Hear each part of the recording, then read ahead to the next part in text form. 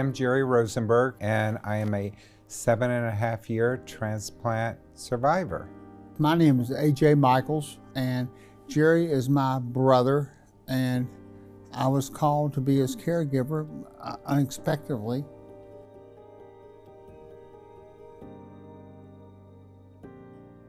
I was the healthiest I had ever been, walking 10 to 12 miles a day, and all of a sudden it hit me out of left field. All of a sudden I get a phone call. He's in the middle of the ocean and they need to airlift him. I got food poisoning on a cruise to Europe, and the next morning I went into a coma, and it was that sudden. And evidently that's what triggered all the events. I then woke up a few days later on an air ambulance landing in Fort Lauderdale and was in the hospital there, and that's when I found out from them that I had acute liver failure and I was going to need a transplant. And so this was just a complete shock to me. I had no clue what was going on. I got very sick very rapidly, and they had to put me in 3 different self-induced comas not to cough to death. I had a hard time when the doctors and nurses came in. I had a hard time concentrating. I had a hard time remembering. So a lot of times if my brother wasn't there, I would call him, or else ask them to write it down so I could show it to him. Probably the most challenging was making these decisions, because they're life-changing decisions, and I couldn't really talk to him because he wasn't in his right mind with the medical, and then they had him in 3 different induced comas. I was spending like almost 18 hours a day with Jerry at the hospital. There was a lot of challenges. I had to do Google because the doctors they talked way above my pay grade. I had no clue what they were talking about. His nurses were very helpful. I didn't know what had happened to my body overnight, that I went from being a healthy person to being bedridden. And when they would make their rounds, there would be 8 or 10 doctors at a time around my bedside. I was affected before the transplant by not knowing if I was going to survive.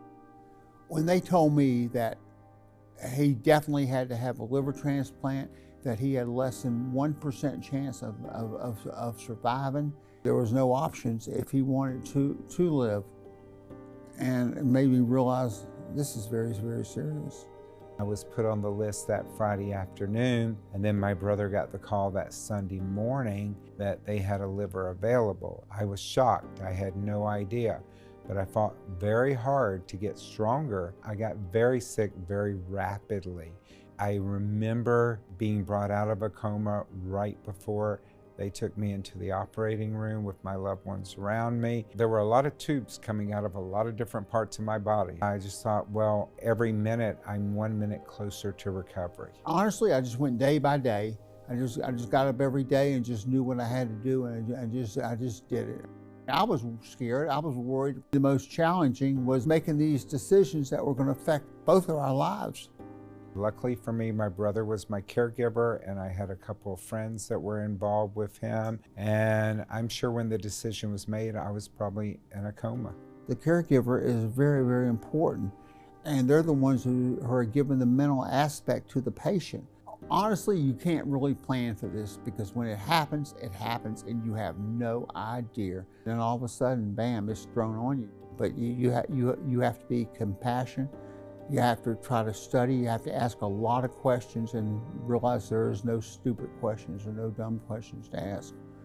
It's very important for me to share my story to let everyone know that you have a second chance at life.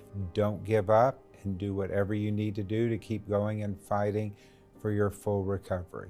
Don't give up hope. As a caregiver, you just get up every day, you just do it. You just go to the hospital, you just do it, and you have no choice.